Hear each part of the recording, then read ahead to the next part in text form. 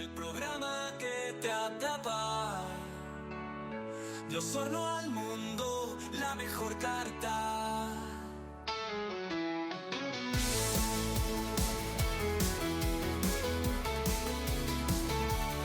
Hola, hola, buenas tardes queridos televidentes y auditores. Nos encontramos como todos los días miércoles haciendo nuestro podcast Entre Volcanes. Hoy día estamos con un gran invitado, don Luis Alberto Moller. ¿Cómo estás, Luis Alberto? Gusto de tenerte por acá. Luis Alberto es un eximio viñatero de acá de la zona, es el dueño de la viña Trapi, que está en Río Bueno, en el sector más bien en el sector de Masue, y lo hemos invitado hoy día para que nos cuente cómo está el mercado vitivinícola, cómo están las exportaciones. Sabemos que con el cambio climático han llegado nuevas viñas para acá y queremos saber cómo está el ecosistema viñatero. ¿Cómo está, Luis Alberto? Bienvenido. Muchas gracias. Muchas gracias por la invitación. Feliz de poder compartir mi experiencia, lo que he ido aprendiendo en estos años de circo y poder entregar todo mi conocimiento. Qué bueno. Oye, bueno, Luis Alberto, tú eres, el apellido me dice ya que eres de la zona, ¿no es cierto? Eres eres un sureño, me imagino, ¿no? Soy riobuenino de toda la vida. De toda la vida. Perfecto. Y dime, ¿cuándo te empezaste? Porque tú eres médico veterinario de profesión, pero ¿cuándo empezó esto del vino, de tener un viñedo, de ya pensar, ¿no es cierto?, en llegar con un producto premium al paladar de los chilenos y también los extranjeros? ¿Cuándo nació esta idea? Yo la verdad es que me alejé de la medicina veterinaria ya cuando me estaba titulando, toda vez que tuve la idea de convertirme en vegetariano.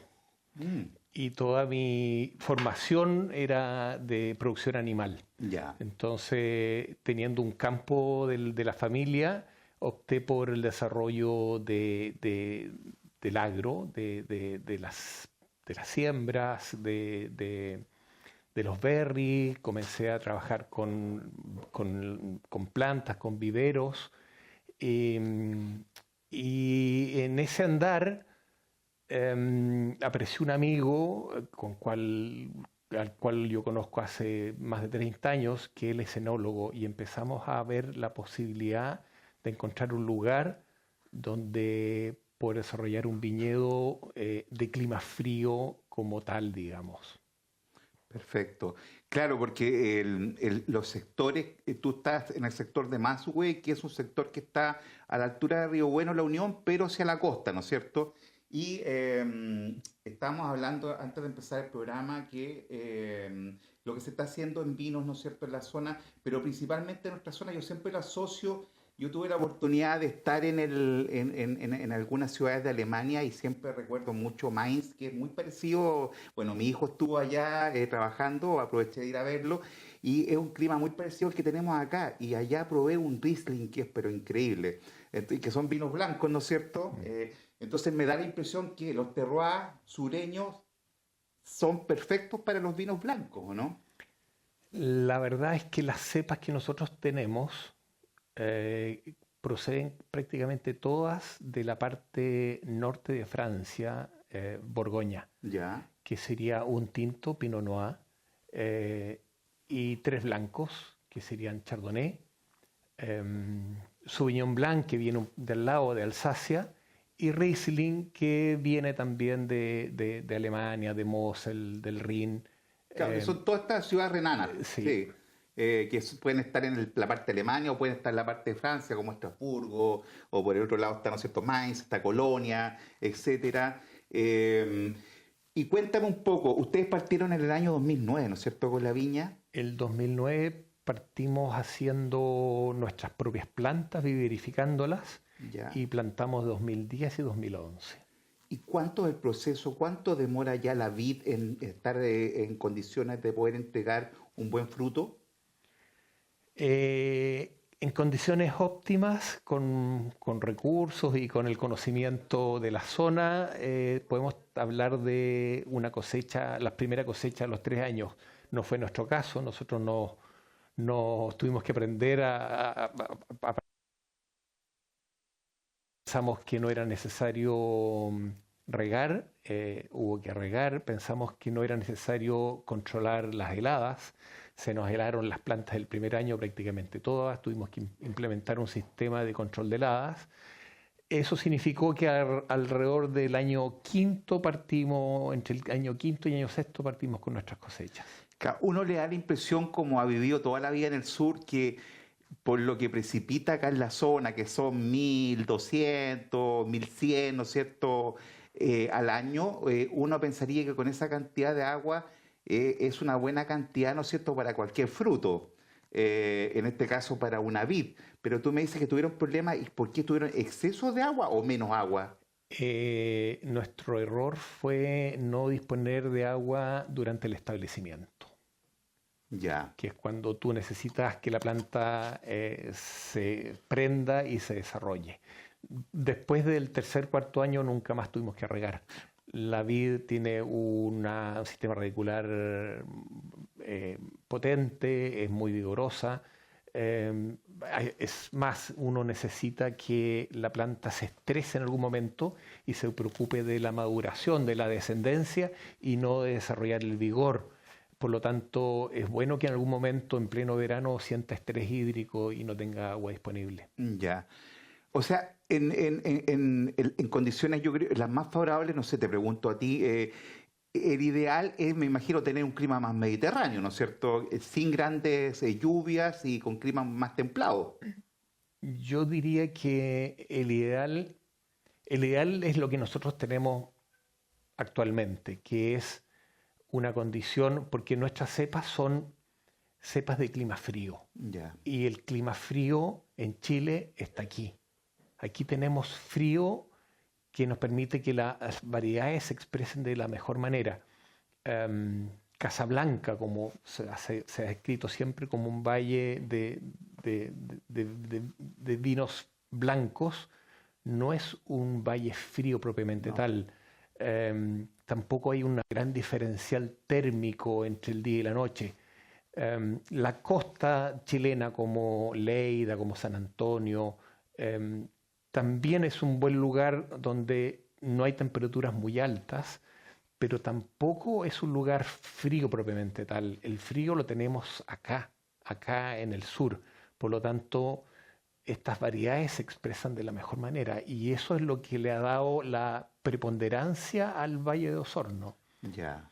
Y por eso es que se han destacado tanto estos mostos en los últimos años. Yo la verdad que aprendí de estos vinos por mi hijo Pablo, que me comentó que era cliente tuyo y me habló y bueno, me dijo que tú ganaste un concurso nacional de como mejor vino Chardonnay, ¿o estoy equivocado?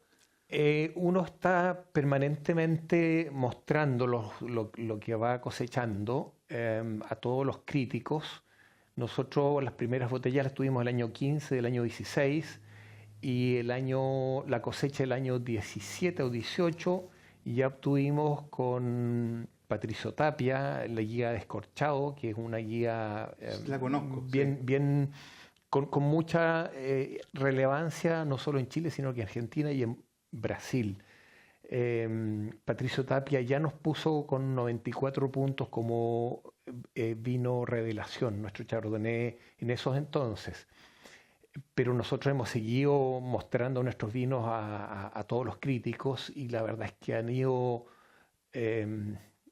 sorprendiéndonos la evaluación de cada uno de ellos. Sin más, uno de nuestros clientes a quienes nosotros les entregamos una buena parte de nuestra uva y que ellos hacen su propio producto es Miguel Torres con su línea Cordillera de Sauvignon Blanc y ellos con Sauvignon Blanc en Inglaterra en un concurso que se llama Decanter tuvieron uno de sus premios más altos que nunca han tenido. Ya. Una medalla de platino que bueno, nos sorprendió a todos y nos dejó muy bien parados. Pero no solo eso, sino que todas estas cepas se expresan de una manera muy interesante. Oye, Luis Alberto, y cuéntame, ¿de qué tamaño es el predio y cuántas hectáreas tienes en este momento plantadas? Y perdón, y lo último, ¿qué cantidad de diferentes cepas tienes de vinos blancos? Eh, los vinos blancos son tres: Chardonnay, ¿Ya? Sauvignon Blanc y Riesling. Y el vino tinto, que es el único que logra madurar sus Pinot taninos, Noir acá. es Pinot Noir. Estamos con intenciones de probar otras cepas. No ha sido fácil encontrar, sobre todo la parte tinta, porque los taninos necesitan madurar. Y si no maduran, quedan ásperos y no se expresan de buena manera. Estamos por probar con algún ensayo con Cabernet Franc, ¿Ya? tal vez también con Malbec. Y en la línea de los blancos hay una tendencia hoy en día por Albariño, que es un vino de origen español que es bien interesante. Nosotros tenemos alrededor de 8 hectáreas plantadas. El campo tiene mayor Superficie. superficie, pero no, ya plantar 8 hectáreas fue un gran reto, un gran riesgo. Cometimos hartos errores, entonces queremos ir Piano, lento, piano, piano. Hemos tenido que reinjertar muchas variedades. El costo de ser pioneros y, Claro. Ahora igual también ustedes tenían el know-how que tenían el invernadero, o sea, ¿no es cierto? Ahí en Pilmaiquén, donde podían también hacer experimentos con plantas y qué sé yo, porque yo creo que es mucho más difícil partir más de cero aún, buscando dónde ir a comprar las plantas, después, ¿no es cierto?, plantándolas, valga la redundancia, viendo todas las variaciones en el proceso, hasta llegar a la cosecha. Pero ustedes por lo menos ya tenían algo avanzado en el tema. A lo mejor no era lo que tú plantabas, eran otro tipo de especies, pero ya tenían un conocimiento de trabajar la tierra en un lugar definido. yo diría que el mayor conocimiento es el que trajo mi socio, que es Ya. Rodrigo Romero, que él es enólogo y él se hizo cargo de un huerto que está en la zona de Cabrero, En octava región. en octava región, un campo grande y que fue plantado con variedades equivocadas. Entonces él participó en la transformación de ese huerto a estas variedades de clima frío, no siendo precisamente un lugar de clima frío, pero sí lograban madurar adecuadamente.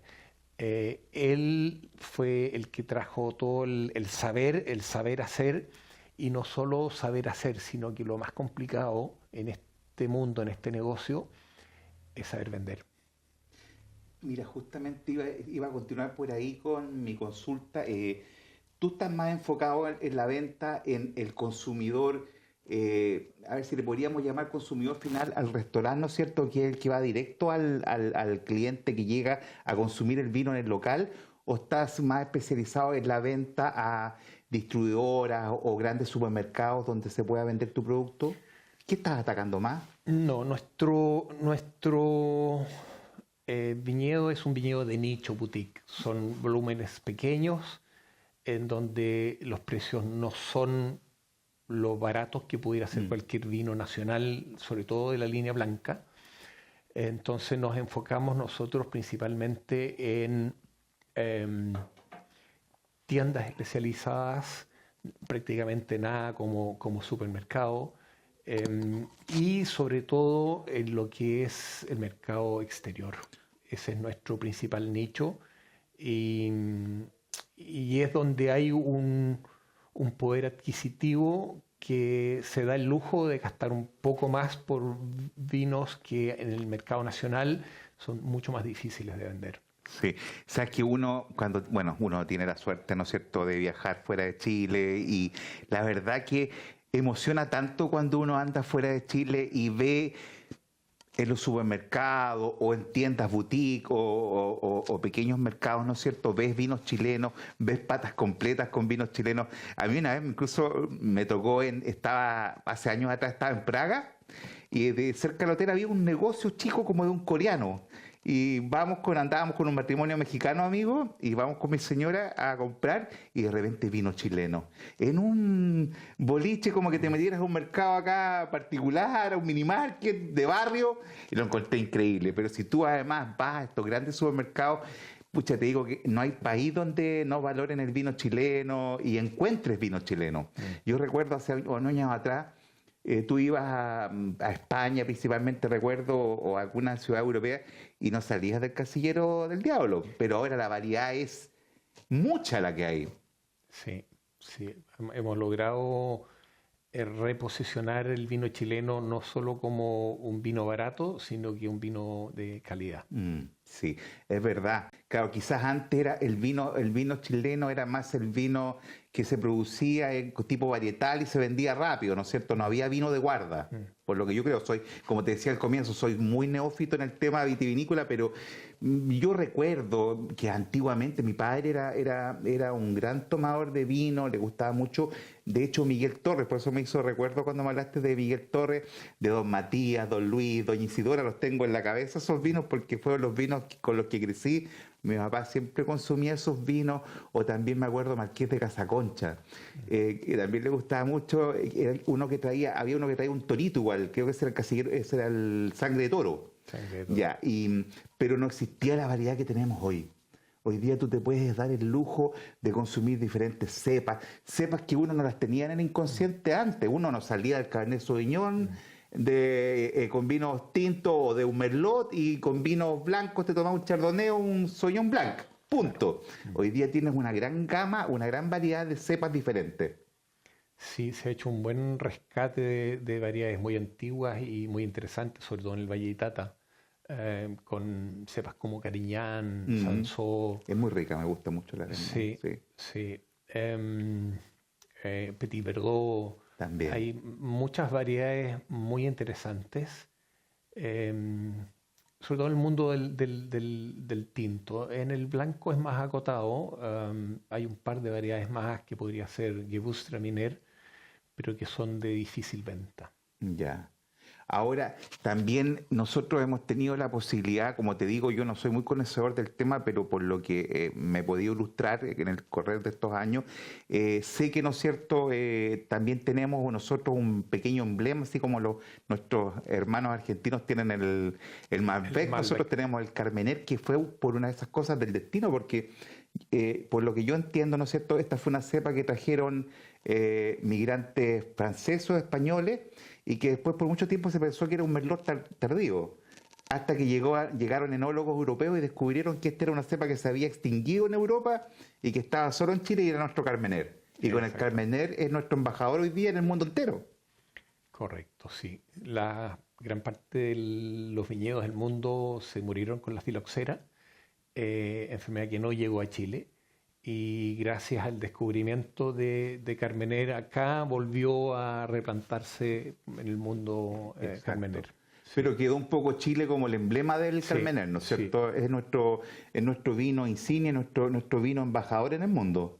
Sí, sí. Pero también Cabernet Sauvignon. A mí en lo personal, yo soy fanático del Malbec. El Malbec me gusta mucho y encuentro que, no sé, bueno, yo como te digo, no soy experto, pero cuando degusto un Carmener siempre noto mucho, como que en la nariz medio nasal, pimienta. Siempre siento como mucha pimienta. Me gusta más el bouquet, el gusto en boca del Malbec. Y bueno, cuando comes carnes acá, Cabernet Sauvignon, entra muy bien. Sí, sí. Sí, la verdad es que no todos los Carmener en Chile se expresan de la mejor manera. Hay lugares donde se expresan de mucha mejor forma. Y el Malbec se da muy bien también, muy bien. Lamentablemente es una marca copada por los argentinos. Sí, entonces, si quieres vender Malbec en el mundo, tiene que ser argentino. Ya, porque ya tienen como denominación de origen, ¿no es cierto? Exactamente. Es lo mismo que nos pasa con el pisco, con los peruanos o con la champaña, nosotros tenemos que decir espumante. Ahora, en ese mismo concepto, Luis Alberto, te quería consultar porque yo me he dado cuenta nosotros la verdad que los chilenos hemos evolucionado bastante. Yo recuerdo uno que tiene más años, yo ya soy abuelo, soy nono, así que tengo una conciencia mucho más clara de la época en que éramos mucho más pobres y no teníamos lo que tenemos hoy en día, ¿no es cierto? La cantidad, la variedad de vinos, pero sí me he dado cuenta con el tiempo que ha pasado lo mismo que con el espumante. Hoy en día las mujeres están tomando más vinos blancos y espumantes. ¿Tú también produces espumante? Sí, producimos un espumante muy rico que ha sido muy reconocido, que es una mezcla de Riesling con Chardonnay. Ya. También tiene un poquito de Pinot o Pinot Meunier que tenemos en pequeña cantidad. El tema con el espumante es que tiene un proceso muy largo y mucho más costoso que producir un vino tranquilo. Y para nuestros mercados extranjeros, principalmente Estados Unidos, donde abordamos y tenemos muchos importadores, entramos a competir nuestro espumante con champaña de Francia y nos quedamos fuera del mercado. Entonces el espumante es un producto para nosotros muy caro y que nos cuesta hacerlo. Y no tiene tan buen margen a lo mejor. No tiene, perdemos dinero con el espumoso. Tú, mira, yo escuché o vi alguna publicidad años atrás. Había una persona, tú lo debes haber conocido, obviamente, Rodrigo Pinto. Él, no sé si era Pinto, pero bueno, era una persona que tenía una viña en el sector de Trumao. No. O yo estoy equivocado. Pero él hacía un espumante que era muy famoso igual. A ver, un poco de historia. Ya.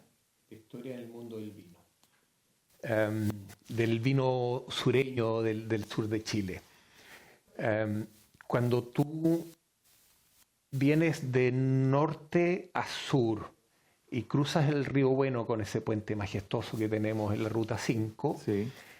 Aguas abajo, por el lado... ¿Hacia la costa? Hacia la costa por el lado sur, unos 2 o 3 kilómetros aguas abajo,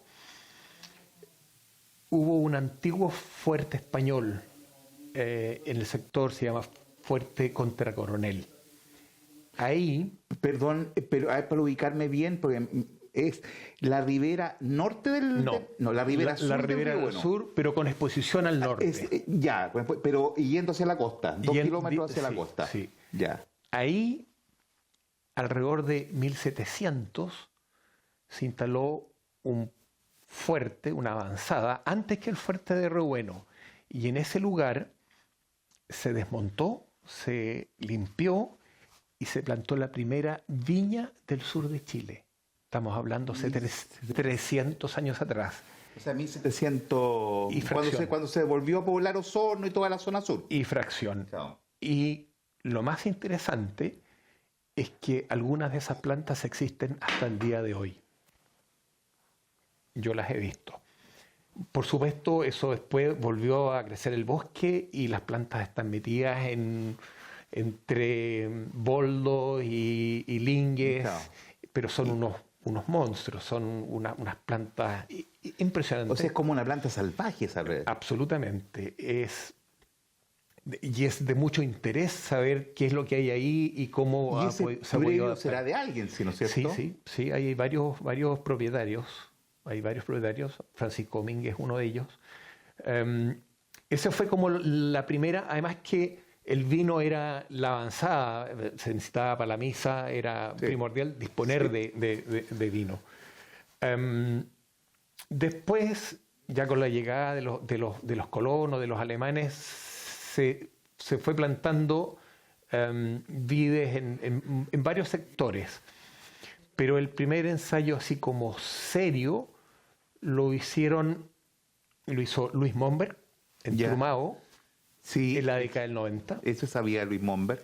Que puso varias hectáreas y cometiendo errores, poniendo las variedades que no corresponde, tal vez... Prueba y error.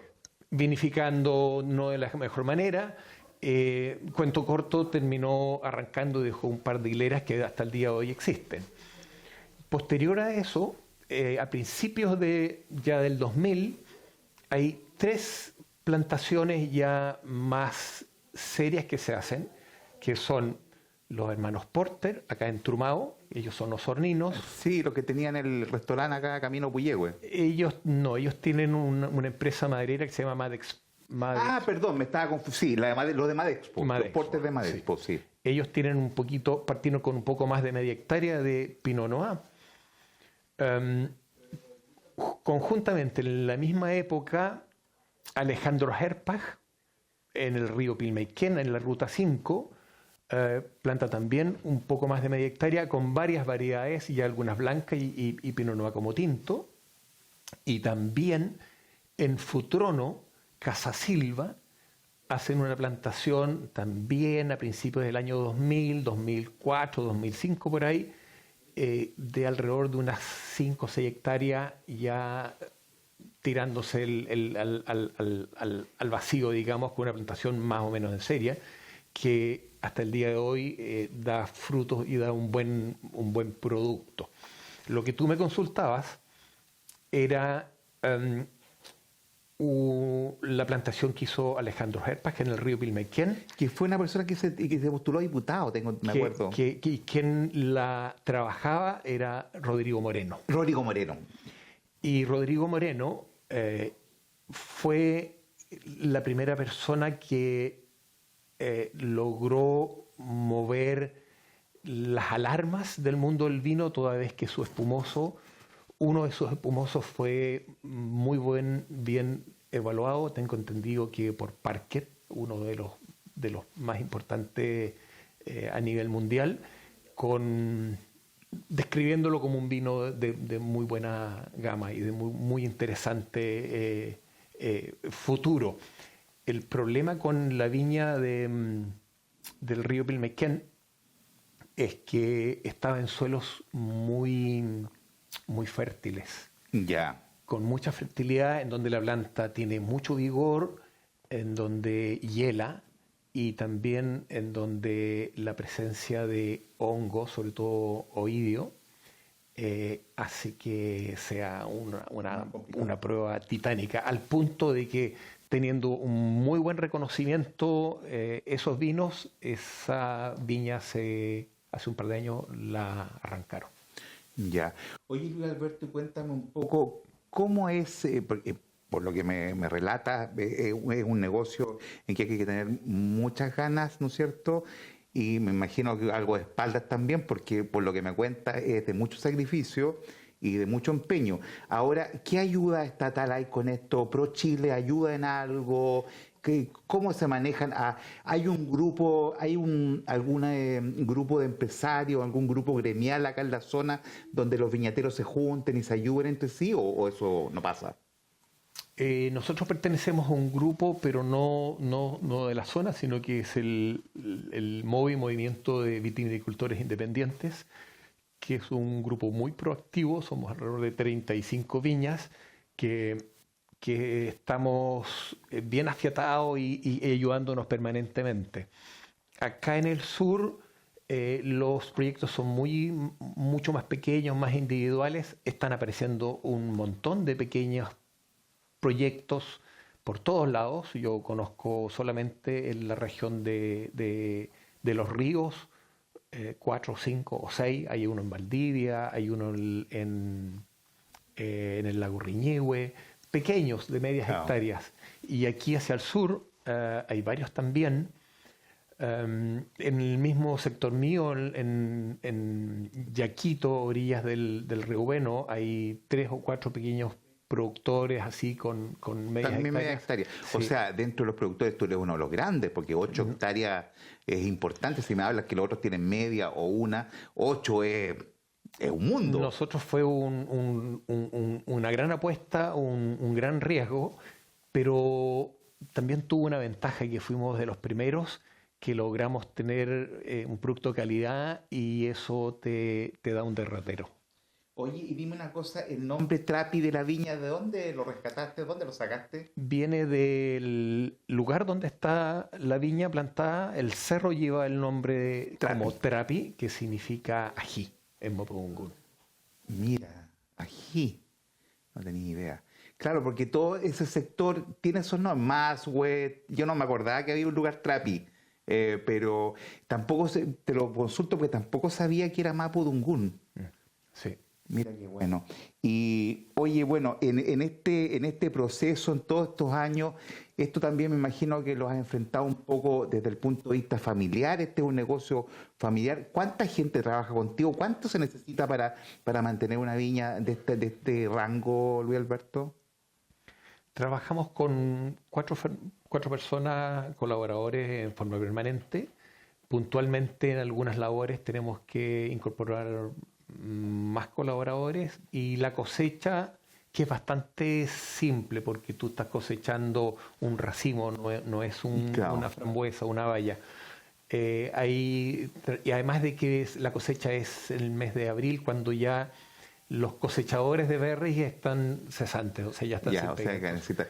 ¿Y no existe una máquina que coseche Sí. las vides? Sí, hay una máquina pero que destruye mucho el huerto, destruye la plantación, destruye la estructura. Es que te pregunto porque como la uva no es de mesa, no llega a la mesa, no, o igual influye en que se deteriore un poco con la máquina. Es súper importante el proceso que hay entre cosecha y lo que es la vendimia y la fermentación. Tiene que ser un producto para nuestro mercado y para nuestro producto tiene que ser una uva tratada con delicadeza. Las máquinas tienen mucho rendimiento, pero no dan el resultado que nosotros pudiéramos esperar.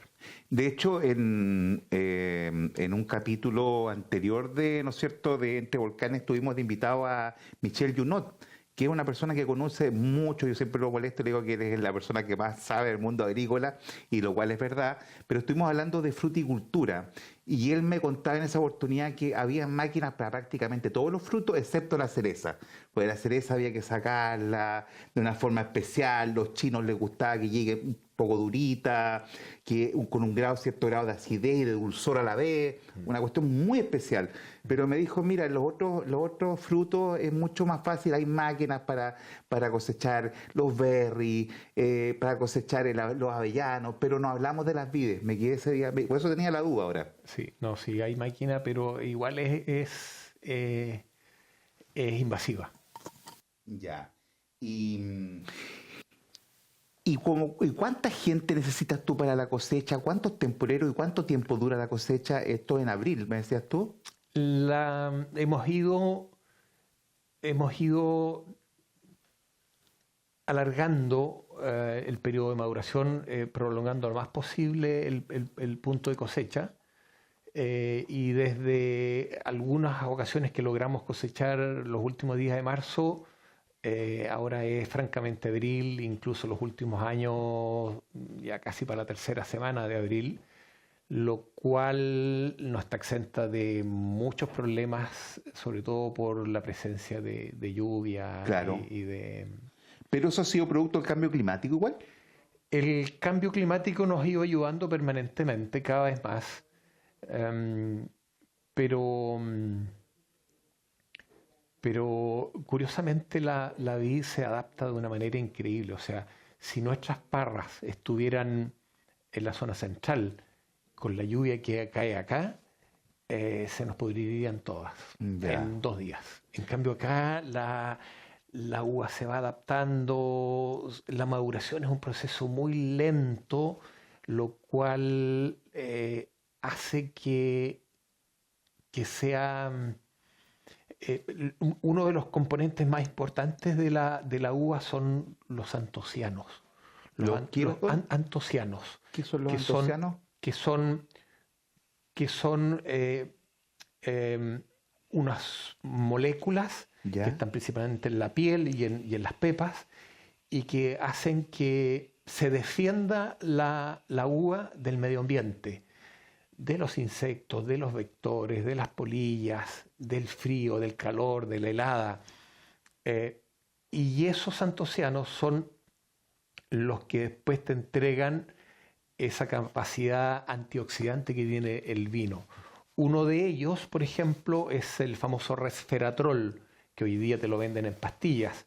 Y curiosamente el Pinot Noir de los vinos tintos es el que tiene los las concentraciones más altas de resveratrol. Es como la espirulina, lo venden como en tableta como la espirulina. Exactamente. Ya. Exactamente. Oye, Luis Alberto, mira, qué interesante. La verdad que yo le cuento a nuestros televidentes que uno en realidad siempre, cuando ya llega a una etapa más adulta, como es el caso mío, uno como que se ha colocado de moda últimamente. Yo le he escuchado a muchos amigos de mi edad, oye, me gustaría retirarme el día de mañana y a lo mejor tener 1 o 2 hectáreas, algún viñedo, ¿no es cierto?, alguna viña boutique, pero por lo que tú me cuentas, realmente es un esfuerzo titánico.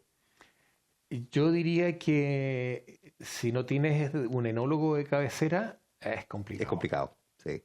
Es complicado, sí. Oye, y la pregunta que de antes me quedó en el tintero, y te pido disculpas por mi poco conocimiento, porque a lo mejor te vas a reír de la estupidez que te estoy preguntando, pero cuando hablábamos de cepas de climas más fríos, yo me preguntaba, de repente, un vino, ¿no es cierto?, de clima un poco más, climas más templados, ¿no lo podríamos acá tener en invernadero? ¿Se puede tener una vid dentro de un invernadero? Es una buena pregunta. Yo también me lo planteé varias veces. Alguna vez se lo comenté a algún enólogo. Perdón, porque te has dado cuenta que incluso las cerezas les han hecho ahora techos, que se llaman techos cerezos. Sí, yo se lo planteé a un amigo enólogo y me dijo que probablemente se desvirtúe el concepto de lo clásico que es un vino. Pero no le tendría problemas en cuanto a la calidad del vino. Yo creo que no tendría problemas. Habría más problemas asociados probablemente, como tienes temperatura y humedad, a más hongos, a más aplicaciones Claro. Pero también, también te quería preguntar sobre eso. Me he dado cuenta que, por lo poco y nada que he estudiado, sí, pero me he dado cuenta que muchos viñateros ocupan, ¿no es cierto?, animales de corral para sus huertos. ¿Tú cómo lo haces? ¿Ocupas fertilizantes normales o también tienes este concepto? Pero yo tenía entendido que ocupan patos, ocupan pollo, ocupan algunas de estas aves, ¿no es cierto?, de crianza para que se vayan comiendo los insectos y sea mucho más orgánico el vino. Sí, una de las prácticas biodinámicas en la producción de vino incorpora sobre todo cerdos. Cerdo. Sí. ¿Pero no tienes el problema que el cerdo se vaya a comer el fruto? Tienes que ponerlo, no en todo momento, en algún momento tienes que retirarlo. Ya. También el pato ayuda para comer larvas. El cerdo, aparte de fertilizar, va sacando larvas, el gusano blanco, el burro de la tierra. Escarba en la tierra. Y también, de alguna manera, va oxigenando el suelo. Ahora, la práctica orgánica y biodinámica acá en el sur es particularmente difícil. O sea, lo puedes hacer en una pequeña superficie, pero en una superficie un poco más grande es de mucho trabajo. Ya. Mira qué interesante todo el mundo del vino. Ahora, delante me conversabas que ibas a probar con algunas otras cepas, pero después de trabajar toda esta cantidad de años, y que yo te felicito por el empuje, Luis Alberto, uno siempre tiene un sueño pendiente, ¿no es cierto? ¿A qué estado te gustaría llegar? ¿A qué nivel de conocimiento de la Viña Trapi? ¿O tienes alguna idea adicional también para complementarlo?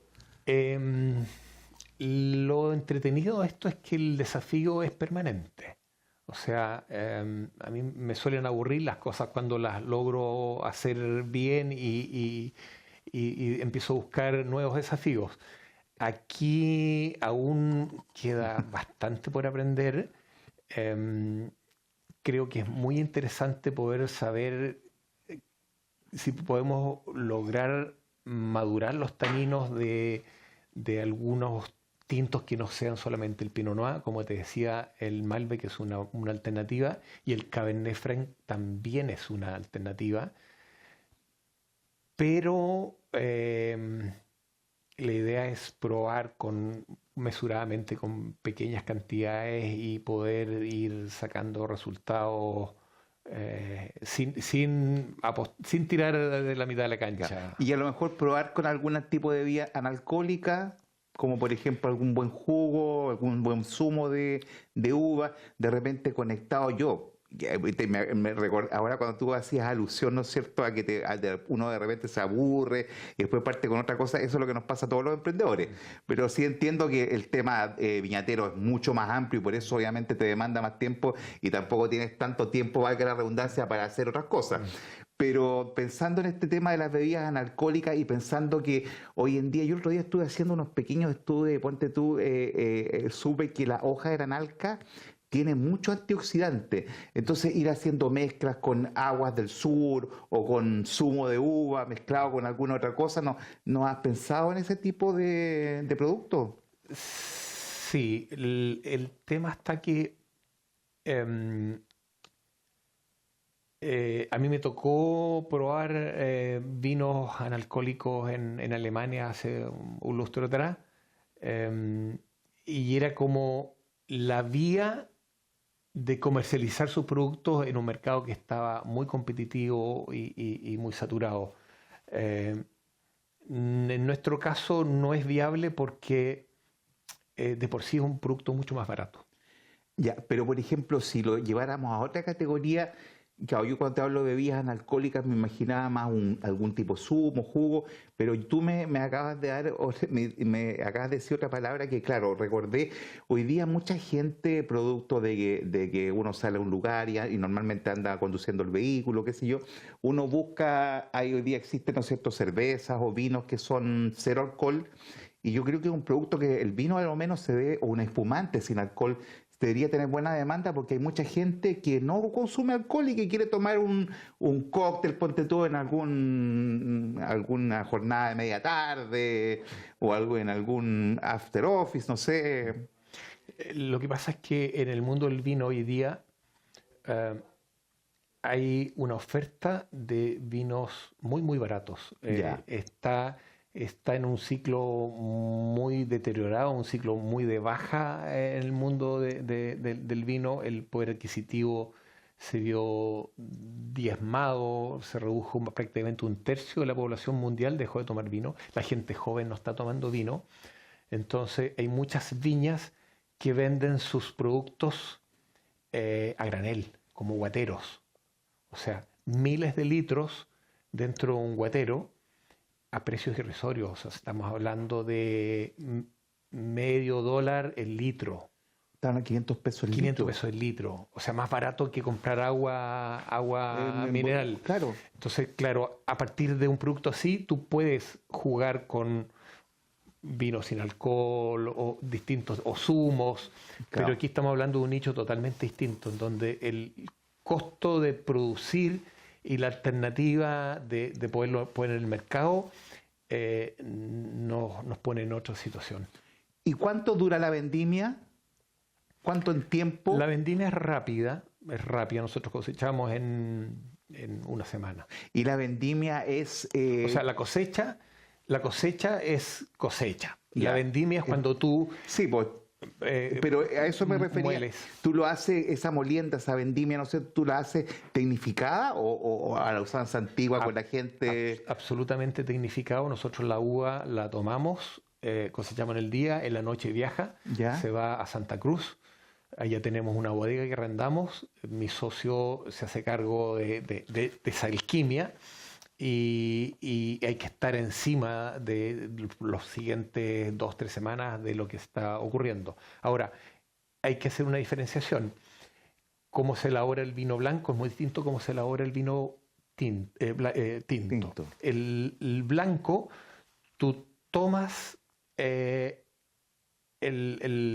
uva, la despalillas, le sacas el, y inmediatamente prensas el escobajo. Inmediatamente ¿Y el orujo ese que te queda, qué haces con él?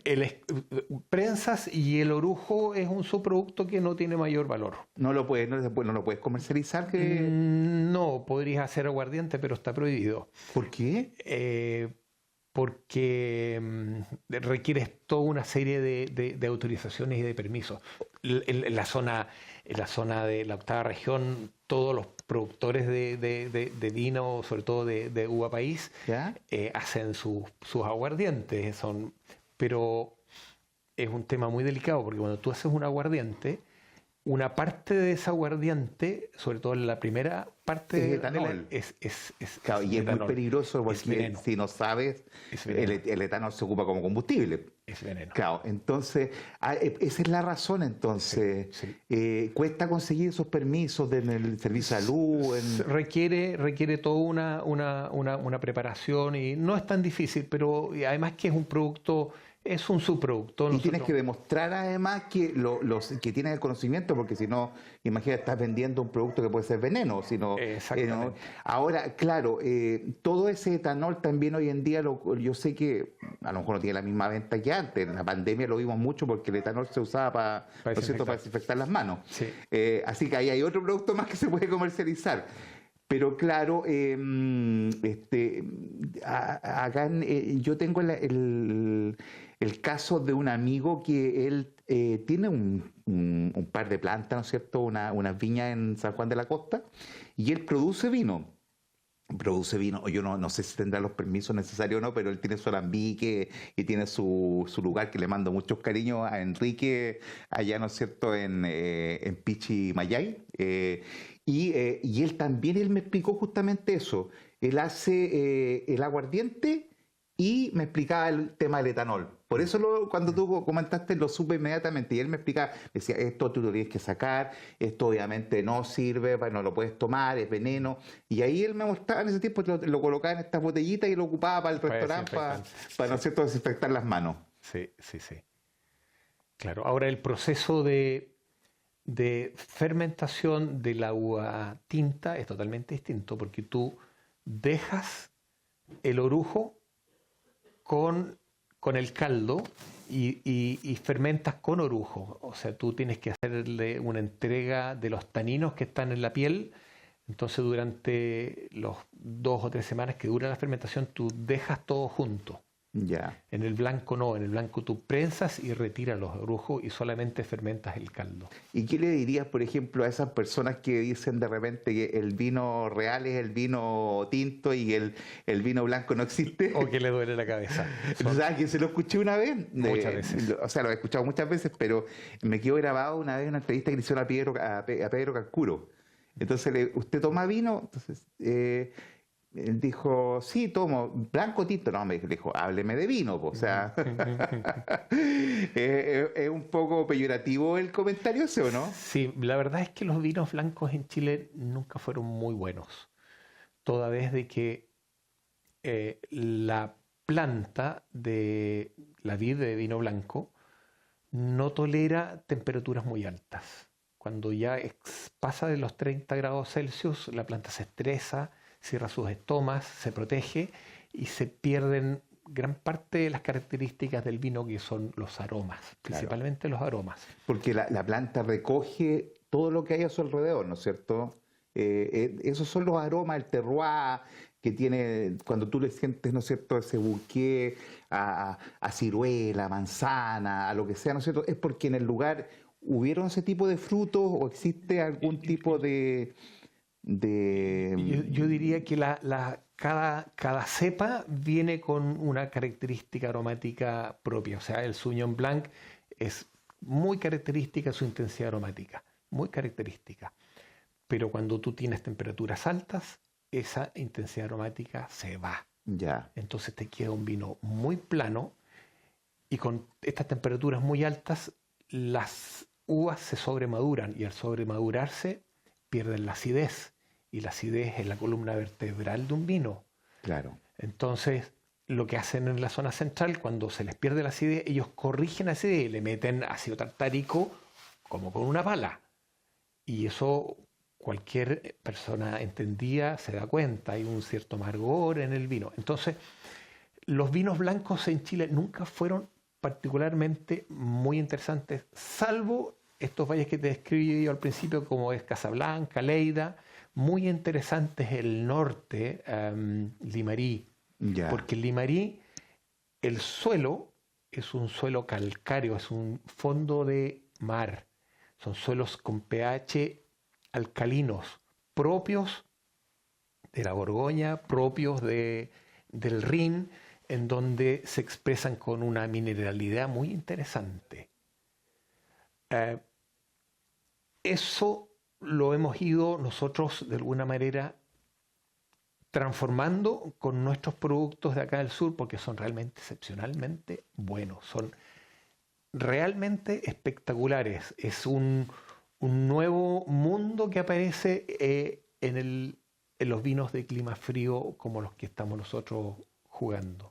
Oye, Luis Alberto, nosotros, ¿no es cierto?, ya llegamos a una cierta cantidad en divisas, ¿no es cierto?, que exportamos en vino fuera de Chile. No sé cuáles serán las estadísticas actuales, pero en algún momento yo leí que habíamos llegado ya al umbral de los 8.000 millones de dólares de exportación. ¿Eso en el último tiempo ha seguido creciendo o ha ido a la baja, se ha estancado? ¿Cómo ve el futuro vitivinícola en los próximos 10 años? Estamos en yo creo que es el ciclo más pobre actualmente. Se han arrancado o se están arrancando alrededor de un 30% de viñedos en todo el mundo. ¿En todo el mundo? En todo el mundo. O sea, ¿eso quiere decir que el consumo de vino está bajando en el mundo? Bajó el consumo, bajó absolutamente después de la pandemia. España, Francia, Italia, España sobre todo, arrancando muchísimas hectáreas porque los números no dan, y en Chile es más o menos lo mismo. Oye, pero qué terrible eso. Es un poco lo que tú me decías hace un momento atrás, es porque las generaciones jóvenes no están consumiendo vino. ¿Eso influye en el consumo mundial del vino?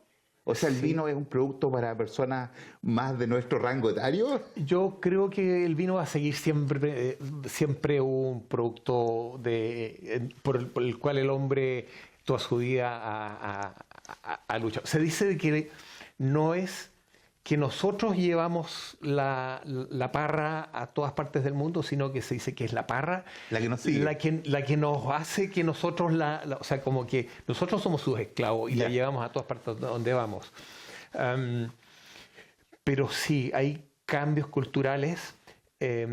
Principalmente lo que se ha cambiado es el modo antiguo de consumir el vino. El vino que más se ha perdido su poder adquisitivo es el vino tinto. Son los vinos con mucha graduación alcohólica, con mucha madera.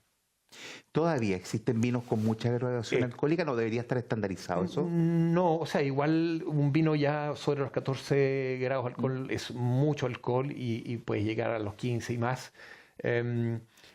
Pero esa tendencia es la que va a la baja, esa forma antigua de vinificar. Y lo que está mucho más en boga son justamente los vinos blancos, los vinos frescos. Como te decía antes, me he dado cuenta de que las mujeres están consumiendo vinos blancos como aperitivo hoy en día. Se da mucho, lo veo en mi hija, lo veo en mi mujer. ¿Consumen vino blanco o un espumante? O rosé. O bueno, o también el típico, ¿no es cierto?, Aperol hoy en día, que es como el típico aperitivo. Pero, pucha, qué pena que se vea un cierto declive en el mercado mundial del vino. Pero es oferta y demanda. Ya. Y se regula solo. Y bueno, pero siguen siendo siempre un poco los mismos países que lideran el concierto mundial del vino. O sea, tenemos España, Francia, Italia principalmente, ¿no es cierto?, Portugal, y de ahí los países sudamericanos, Argentina y Chile, me imagino que son los más potentes. Estados Unidos también es el valle de Napa, y los australianos y igual. California, Australia y Nueva Zelanda.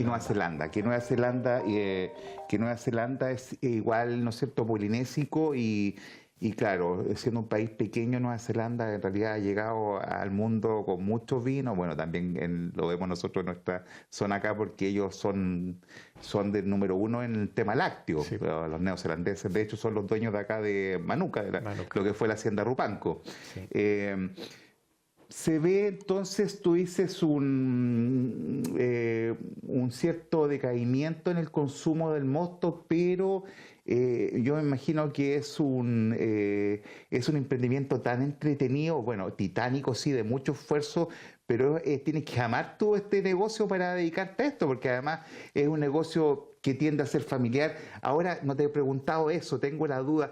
¿Cómo viene la generación Moller a futuro? ¿Hay sucesores de Luis Alberto que van a seguir con este emprendimiento o no? Los chicos son todos ingenieros. ¿Son pero puros hombres tu hijo? Son puros hombres, sí. Pero sí, están absolutamente comprometidos, les Ya, encanta. qué bueno. Están permanentemente en la feria, haciendo la pega, ayudando en cosecha. Les gusta. ¿Y viven acá también entonces? Ellos viven en Santiago. Ya. Hay uno que ahora está de regreso, está ayudando ahora en el vivero. Pero sí, es un bonito desafío. El mundo del vino es tan glamuroso, te permite viajar mucho, conocer el mundo, conocer gente. Claro. Es glamuroso, tienes razón. Por eso es que yo antes de entrar al programa te contaba, yo tengo muchos amigos que de repente dicen, oye, pucha, qué ganas de tener una pequeña viña, algo boutique, qué sé yo, media hectárea. Y yo lo asocio mucho con esto que antiguamente existía, ¿no es cierto? Esto que decían, oye, tienes que tener un hijo hombre, ¿no es cierto? Plantar un arbolito y escribir un libro. Algunos ahora han cambiado el escribir un libro por tener un viñedo. ¿Lo habías escuchado? No. Sí. Hay mucha gente que bueno, yo a lo que me dedico, que es el tema inmobiliario, lo viví mucho en el tiempo de la pandemia. Mucha gente me compró parcelas acá en el sur, ¿no es cierto? Que gente que quería vivir y disfrutar mucho más de las zonas rurales, sobre todo el sur de Chile, pero mucha gente le escuché también esto, oye, pucha, qué ganas de encontrar una parcela de unas 5 o 6 hectáreas más chica para dedicarme a esto, y mucha gente venía en la cabeza con esto del vino. Claro, es un sueño también, de 100 uno lo llevará a cabo. Sí, además de que tú con ni siquiera media hectárea, con un cuarto hectárea puedes jugar y tienes el vino para la casa y para todo el año. Claro. Ahora, mira, yo no siendo una persona que entiendo mucho ni de bueno, vinos, ni de frutales, o sea, no me dedicaría a eso productivamente, pero sí pienso como emprendedor muchas veces que hay tantas cosas que se pueden hacer, saliéndonos un poco del tema de la uva, ¿no es cierto? Todo lo que son las manzanas, yo recuerdo cuando era chico, tú tenías la manzana reineta, que era una manzana gigante, la manzana paraíso, que mi abuela, mi nona hacía, ¿no es cierto?, las conservas, tenías, ¿no es cierto?, las variedades de manzanas limonas. Yo pensaba otro día, ¿por qué no rescatar todavía existen las manzanas limonas con las que se hace la chicha, ¿no es cierto?, de manzana, pero habían 10, 12 variedades de limona y deben de haber mucho más. ¿Por qué no rescatamos un poco eso y a lo mejor hacemos sidra, más chicha, más cosas relacionadas? Una persona, por ejemplo, de nuestra, ponte tú, Luis Alberto, que se venga a Santiago y se compre 2 hectáreas y en una hectárea, ponte, tenga unos frutales y en la otra hectárea se dedique a hacer sidra. Yo lo encuentro que es fantástico, ¿no? Bueno, en la viña tengo casi 1 hectárea de manzano. Yo soy chichero de familia. Ah, mira, no tenía idea. O sea, te asusté, pero... Si de algo sé hacer son chicha o sidra, un poco por el concepto más... ¿Y ya has hecho Y tengo mi reineta y tengo mi limona y la Krafstein para la primeriza. Y la verdad es que hay harto estudio y ahí se ha desarrollado bien el tema. Pero has hecho mezclas, ponte tú, con Sí, diferentes... juego con mezclas. ¿Y eso lo haces con esos esquejes? ¿Esquejes? ¿Sacas una parte y haces el injerto? ¿O cómo se hace? Sí, o sea, el ideal es partir de un patrón franco o un porte injerto, que son generalmente semienanos, que no son muy grandes, y sobre él pones tú el injerto. Ya. Porque en Chile existe algún banco de semillas, algo donde que esté guardado, que uno pueda acudir si quiere buscar algún... Yo sé que en la Universidad Austral, si no me equivoco, o en línea, o en línea. o en el INE, pero yo sé que en la Universidad Austral hay investigadores que han trabajado fuertemente con las variedades antiguas que trajeron no solo los alemanes, sino que los españoles. Por ejemplo, hay una famosa manzana que se llevó a Chiloé, que venía de España, que se llama la camoesca, Ya. que es una manzana que tiene una acidez bárbaro. Y que O sea, para chicha estaría espectacular. Sí, sí. Pero no solo eso, sino que hay estudios, hay mucha gente trabajando con sidra. Claro. Oye, Luis Alberto, pucha, la verdad que se me ha pasado hasta ahora volando. Me están haciendo señas desde estudio que ya nos queda 1 minuto de programa. Así que te quiero agradecer realmente que te hayas dado el tiempo de venir a acompañarnos. Estamos en nuestro programa 14, este podcast. Que en realidad entrevistamos a emprendedores, a gente que esté haciendo algo por nuestra ciudad o nuestra provincia o nuestra región o nuestros vecinos regionales, como en este caso Los Ríos. Así que te agradezco enormemente e invito a todos nuestros televidentes y auditores que busquen a la Viña Trapi. Es un vino exquisito, yo lo he probado en el restaurante de mi hijo Pablo. Pueden ir a Frau Hollywood a comer y van a encontrar vinos de la Viña Trapi. Y por lo mismo te quiero dejar, Luis Alberto, para que te despidas de nuestros auditores y bueno, te dejo cordialmente invitado para un nuevo programa. Muchas gracias, ha sido una buena oportunidad, una buena ventana para darnos a conocer. A los amigos osorninos decirle que nuestros productos están en donde la Carmen Cahuac, en vinos gourmet en O'Higgins, y también en el Oso Yogi también se encuentran. Donde Marcelino Pérez, ya. Ahí están nuestros productos y también está a un precio bastante razonable y asequible y son realmente una experiencia.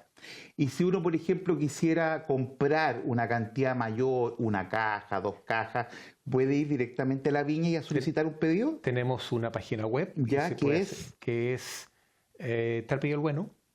Trapi del Bueno. Trapi del Bueno. Trapi del Bueno. Ya. Nuestra marca es Trapi del Bueno. Perfecto.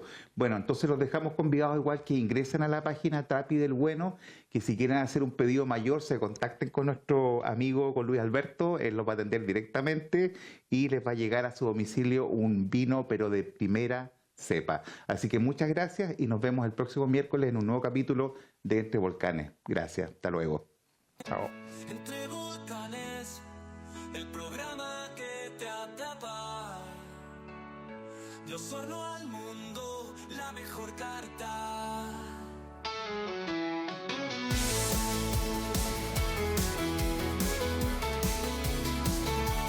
Entre volcanes, los mejores invitados para comentar la vida en general.